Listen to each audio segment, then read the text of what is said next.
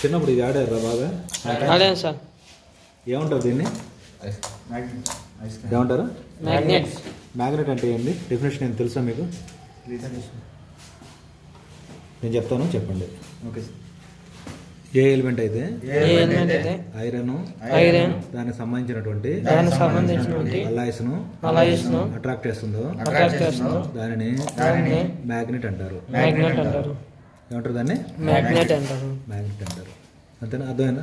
Iron సంబంధించినటువంటి మ్యాగ్నెట్కి 2 poles ఉంటాయి, నార్త్ పోల్, సౌత్ పోల్. ఏముంటాయి? North pole, south pole.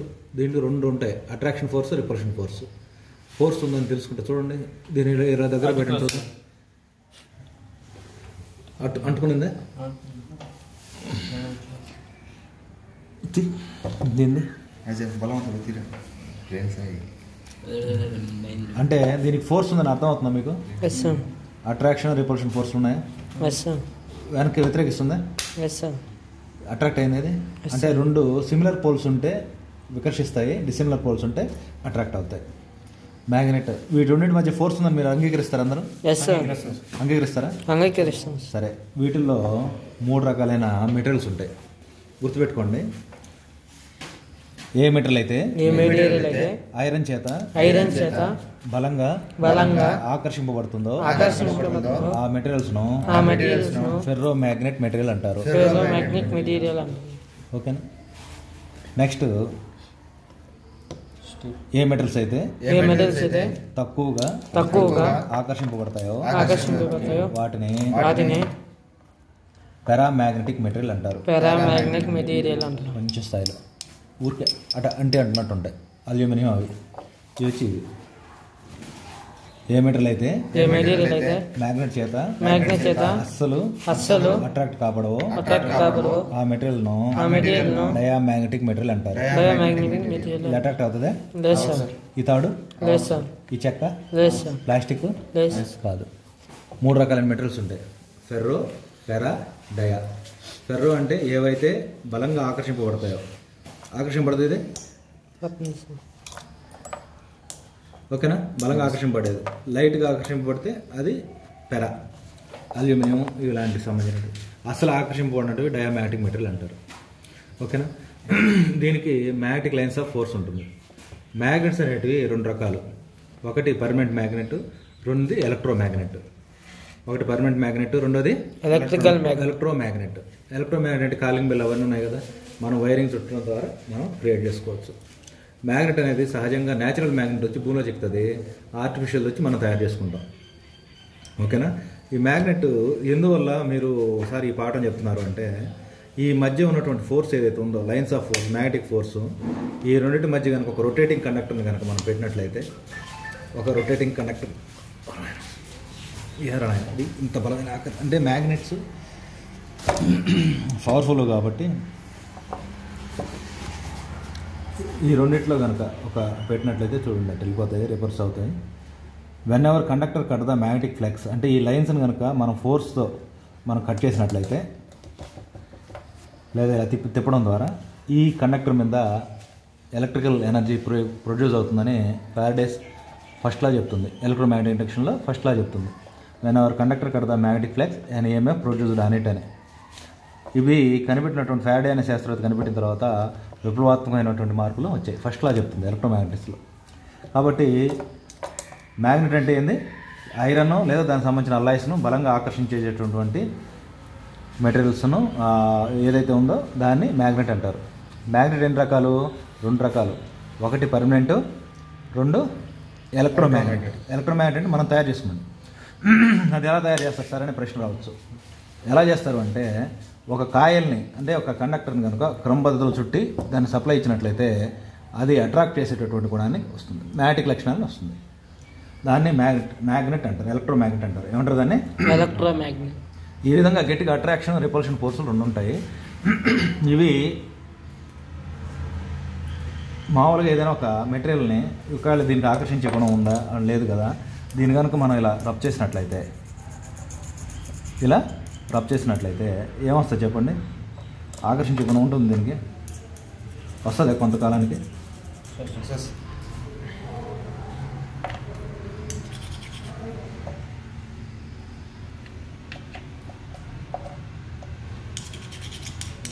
ఏకదండ అయస్కాంత పద్ధతి, ద్విదండం అని ఉంటుంది. ఒక అయస్కాంతాన్ని ఇలా రబ్ చేసినట్లయితే దీనికి ఏంటంటే సమ్ పవర్ ఉంటుంది.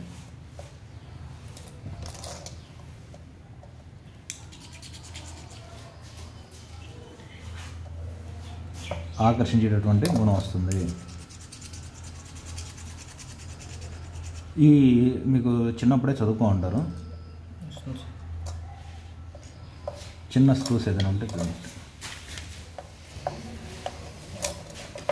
వస్తుంది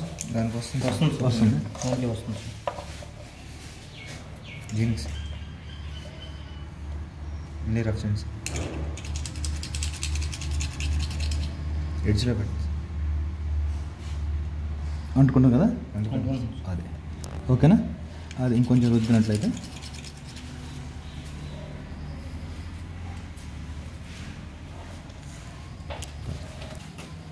ఇప్పుడు ఇది అటాక్ట్ అవుతుందా? కావట్లేదు. దీన్ని రుద్దామనుకోండి,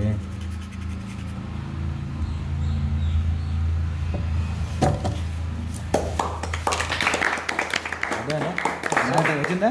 వచ్చింది సార్. టెంపరీ మ్యాగ్నెట్ అంటారు. ఏమంటారు దీన్ని? Temporary magnet. ఐరన్ని కనుక మనం ఇలా రబ్ చేసినట్లయితే దీనికి ఆకర్షించేటటువంటి గుణం ఉంటుంది. అవుతుందా? Yes sir. అట్రాక్ట్ చేసిందా? అవును సార్. అట్రాక్షన్, రిపల్షన్ ఫోర్స్ ఉంటాయి. ఇప్పుడు ఏం చెప్పుకున్నాం, మ్యాగ్నెట్లో ఏముంటాయి? ఎన్ని రకాలైన మ్యాగ్నెట్లు ఉంటాయి? 2 రకాలు ఉంటాయి, పర్మనెంట్, ఎలక్ట్రోమ్యాగ్నెట్. పర్మనెంట్కి నార్త్ పోల్, సౌత్ పోల్ స్టాండర్డ్గా ఉంటాయి. ఎలక్ట్రోమ్యాగ్నెట్కి మనం మార్చుకోవచ్చు, మనం సప్లై ఇచ్చేదాన్ని బట్టి మారుతూ ఉంటుంది. రెండోది, ఎన్ని రకాలైన మెటీరియల్స్ ఉంటాయి? మ్యాగ్నెట్ 3 ఉంటాయి, ఫెర్రో, ఫెరా, డయా. ఫెర్రో అంటే ఏవైతే బలంగా ఆకర్షింపబడతాయో అది ఫెర్రో. లైట్గా ఆకర్షింపబడేది ఫెరా. అస్సలు ఆకర్షింపబడినట్టువి డయా. ఈ మ్యాగ్నెటిక్ మెటీరియల్స్ 3 ఉంటాయి. ఈ పర్మనెంట్ మ్యాగ్నెట్స్ని ఏం చేయకూడదు అంటే దీన్ని ఎత్తైన ప్రదేశం నుంచి వేయకూడదు, కింద విసిరేయకూడదు. వేస్తే దీని మ్యాగ్నెటిక్ లక్షణాలు పోతాయి. రెండోది, దీన్ని వేడి చేయకూడదు. వేడి చేస్తే దీని మ్యాగ్నెటిక్ లక్షణం పోతుంది. హ్యామర్తో కొట్టకూడదు. ఏం చేయకూడదు? హ్యామర్తో కొట్టకూడదు. కొడితే దీని లక్షణాలు పోతాయి. ఈ 3 చేయాలి. కాబట్టి ఏదైనా ఒకదాన్ని మనం చేయాలంటే అయస్కాంతాన్ని ఏక పద్ధతిన ఇలా రబ్ చేసుకోవడం, ఓకేనా. ఇలా చేసుకుంటూ ఉంటే దీనికి కూడా మ్యాగ్నెటిక్ లక్షణాలు అనేవి వస్తాయి. కొంచెం అంటుకుంటుందా? వచ్చిందా దీనికి? అయితే ఏదైనా పొరపాటున ఈ మ్యాగ్నెట్ కానీ ఇరిగింది అనుకోండి, పర్మనెంట్ మ్యాగ్నెట్, ఏమవుతుంది అనేది ప్రశ్న వస్తుంది.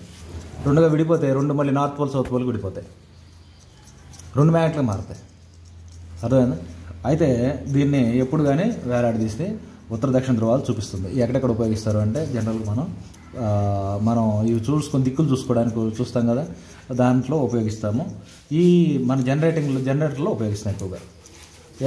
జనరేటర్లో ఏం చెప్పాము, 2 మ్యాగ్నెట్ల మధ్య కనుక ఒక రొటేటింగ్ కండక్టర్ని పెట్టినట్లయితే ఈఎంఎఫ్ అనేది ప్రొడ్యూస్ అవుతుంది అని. ఆ ప్రిన్సిపల్ మీద ఈ మ్యాగ్నెట్ అవుతుంది. దీంట్లో ఏ రకాలైన ఫోర్సులు ఉంటాయి? అట్రాక్షన్ ఫోర్స్ ఉంటుంది, రిపల్షన్ ఫోర్స్ ఉంటుంది. అట్రాక్షన్ ఏం జరుగుతుంది? 2 డిసిమిలర్ మెటల్స్ అంటే నార్త్ పోల్, సౌత్ పోల్ 2 కలుస్తాయి. 2 నార్త్ పోల్ దగ్గర పెడితే ఏమవుతాయి? వికర్షించుకుంటాయి. ఇది అర్థమైంది కదా. ఈ లైన్స్ ఆఫ్ మ్యాగ్నెటిక్ ఫోర్స్ని ఫ్లెక్స్ అంటారు, మ్యాగ్నెటిక్ ఫ్లెక్స్ అంటారు. ఏమంటారు దాన్ని? మ్యాగ్నెటిక్ ఫ్లెక్స్ అంటారు. క్లియర్? వేది శక్తివంతమైందంటే పర్మనెంట్ మ్యాగ్నెట్ అనేది చాలా తక్కువ శక్తి కలిగింది, ఎలక్ట్రోమ్యాగ్నెట్కి ఎక్కువ శక్తి ఉంటుంది. పోల్స్ మార్చుకోవచ్చు, ఇది పోల్స్ మార్చలేము, ఓకేనా. కాబట్టి ఈ మ్యాగ్నెటిక్ గురించి మీరు ఎంత బాగా తెలుసుకుంటే ఇప్పుడున్నటువంటి ఈ ఎలక్ట్రికల్ సప్లై ఏదైతే ఉందో ఆ సప్లై ఎనర్జీ మొత్తానికి మూలం వచ్చి Faraday's first law, whenever conductor cut the magnetic flex and EMF produced on it అనేది. ఈ ప్రిన్సిపల్స్ వాటి గురించి ఒక్కొక్క దాని గురించి తెలుసుకున్నాం. ఈ మ్యాగ్నెట్స్ గురించి తెలుసుకున్నాం కదా, రకరకాలు ఉంటాయి. ఇవి రౌండ్ మ్యాగ్నెట్ అని, బార్ మ్యాగ్నెట్ అని, ఓకే, హార్స్ షూ మ్యాగ్నెట్ అని రకరకాల మ్యాగ్నెట్స్ ఉంటాయి. షేప్ను బట్టి ఉంటాయి. ఆ షేప్లను బట్టి మనం చూసుకుంటాం. ఇది రౌండ్ మ్యాగ్నెట్స్ అంటారు. వీటిని ఏమంటారు? దీన్ని రౌండ్ మ్యాగ్నెట్స్ అంటారు. ఈ 2 వ్యతిరేకంగా ఉన్నాయి కాబట్టి ఈ 2 ఫోర్స్ని చూడొచ్చా? చూస్తారు, మీరు పరీక్షిస్తారా? చూడండి, ఉన్నాయో లేదో చూడండి ఒకసారి. ఇలా పెట్టి చూడండి, మీకే తెలుస్తుంది ఆ ఫోర్స్ ఉందా లేదా అని. చూడండి, అంటుకుంటుందా? అంటుకోవట్లేదా?